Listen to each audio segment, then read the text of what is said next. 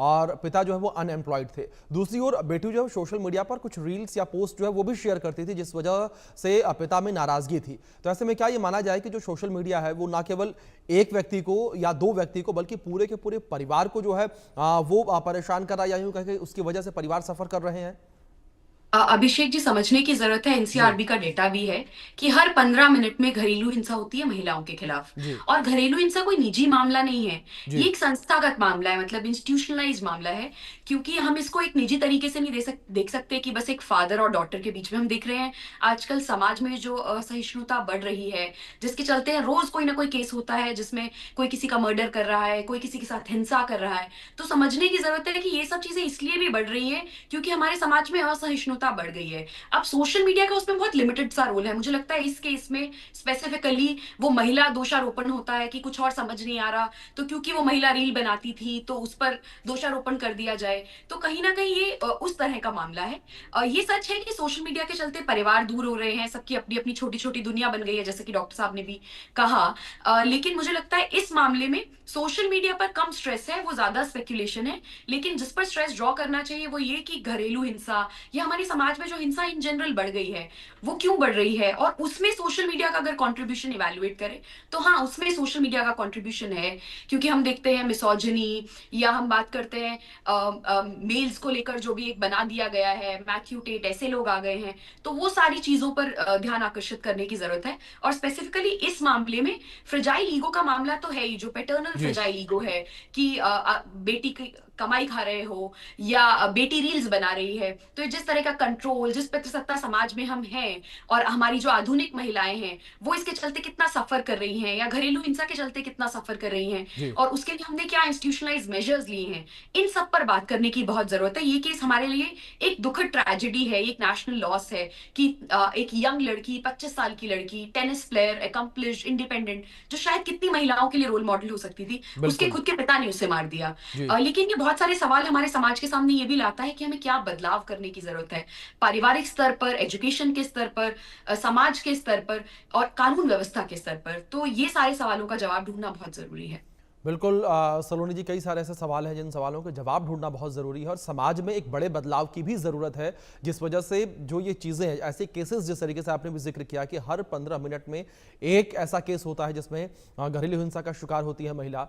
Doctor Kapil, आपका रुख करूंगा मैं। अगर बात गुरुग्राम के स्पेसिफिक केस को लेकर की जाए तो क्या ऐसे जो केसेस डॉक्टर साहब निकल कर सामने आते हैं, ऐसे में जो परिवार के लोग होते हैं या जिस तरीके से पिता ने अपनी बेटी की हत्या कर दी, ऐसे लोगों को डॉक्टर से मिलना चाहिए या किसी से सलाह लेनी चाहिए?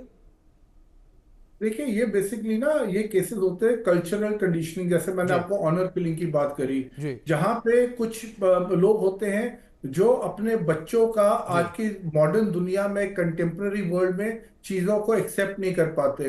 वो कहीं ना कहीं अपनी ही दुनिया में रहते हैं कि जब हम वो छोटे शहर में थे, जब हम गांव में थे, हम अपने पेरेंट्स की ऐसी इज्जत करते थे, हम लोग को ये करना पड़ता था। तो वो वही चीज सोचते हैं कि हमारे बच्चे भी हमें हमें हमें वही इज्जत दे और हमारे साथ वैसे ही बर्ताव करे। बट क्योंकि जब आप एक शहर में आ गए, आप एक मॉडर्न लाइफ जी रहे हैं, और सोशल मीडिया के माध्यम से जो लोग टीयर 2 टीयर 3 टाउन में, वो भी एज गुड एज जो अगर कोई मेट्रो सिटी में है, तो उनकी भी जो अपना सोचने का तरीका है वो भी बहुत मॉडर्न हो चुका है।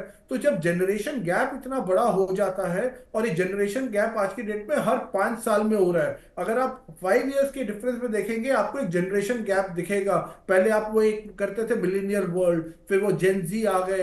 तो मतलब हर 5 साल में चेंज हो रहा है। तो यहाँ तो बाप बेटी को अगर आप देखेंगे तो ये तो बहुत 20-25 साल का जनरेशन गैप था। और जहां पे मुझे लग रहा है कि फादर जिस बैकग्राउंड से थे, वो इन सब चीजों को एक्सेप्ट नहीं कर सकते थे, क्योंकि शायद उनकी चाहे एजुकेशन हो, जिस जी। फैमिली बैकग्राउंड से वो आते हो, वो कहीं ना कहीं बहुत ही कन्वेंशनल होगा, बहुत ही जी। ट्रेडिशनल होगा। और उस चक्कर में वो ये सब चीजें एक्सेप्ट नहीं कर पाए। जी। जबकि उन्होंने अपनी बेटी को एक सेक्टर, आई थिंक 53 गुरुग्राम में थी, तो वो भी अच्छा सेक्टर है, एक जी। मॉडर्न जगह पे उन्होंने अपनी बेटी को बड़ा किया। बट जो वो बड़ी हुई, तो बेटी तो आज की जनरेशन के हिसाब से बड़ी होगी। तो यहाँ पे कहीं ना कहीं ये जो 30-40 साल का मुझे लगता है जो जनरेशन गैप आ गया।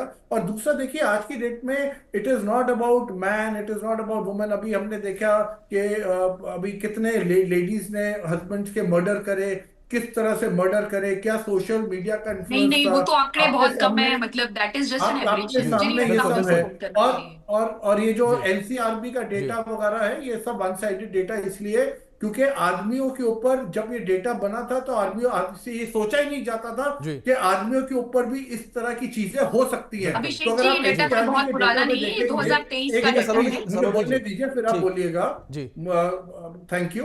तो अगर आप एनसीआरबी के डेटा में देखें, एनसीआरबी के डेटा में वो चीज है ही नहीं कि कितने पुरुषों को कितने के उनको क्या हरासमेंट होती है, या कितनी महिला टॉर्चर करती हैं, या कितने फॉल्स केसेस होते हैं, क्योंकि वो इतना पुराना चीजें आ रही हैं जी चल के कि वो वाली चीज एक्सेप्ट। तो इट इज नॉट अबाउट आदमी, it is not about women. आज की डेट में चाहे आदमी भी जानवर है, औरत भी जानवर है, जी आदमी भी सेंट है, औरत भी सेंट है। इस जो जो ये जो फेमिनिस्ट कई बार आ जाता है ना, ये बड़ा खतरनाक हो ठीक गया है, आज मतलब की डॉक्टर डेट साहब में आप वो बराबरी की फेमिनिस्ट बात पॉइंट कर ऑफ रहे व्यू। हैं कि क्राइम की दुनिया में सब बराबर हैं। क्राइम जो है एग्जैक्टली, वो महिलाओं के खिलाफ भी हो रहे हैं और पुरुषों के खिलाफ भी हो रहे हैं। एग्जैक्टली। इसी इन्हीं वर्ड्सों के साथ मैं आप दोनों से रिक्वेस्ट करूंगा कि प्लीज आप दोनों मेरे साथ बने रहें। हमारे सर्वे में हमने 2 सवाल और पूछे थे कुछ, वो आंकड़े किस तरीके से निकल कर सामने आए हैं वो अपने दर्शकों को हम बता देते हैं। और हमने अपने सर्वे के दौरान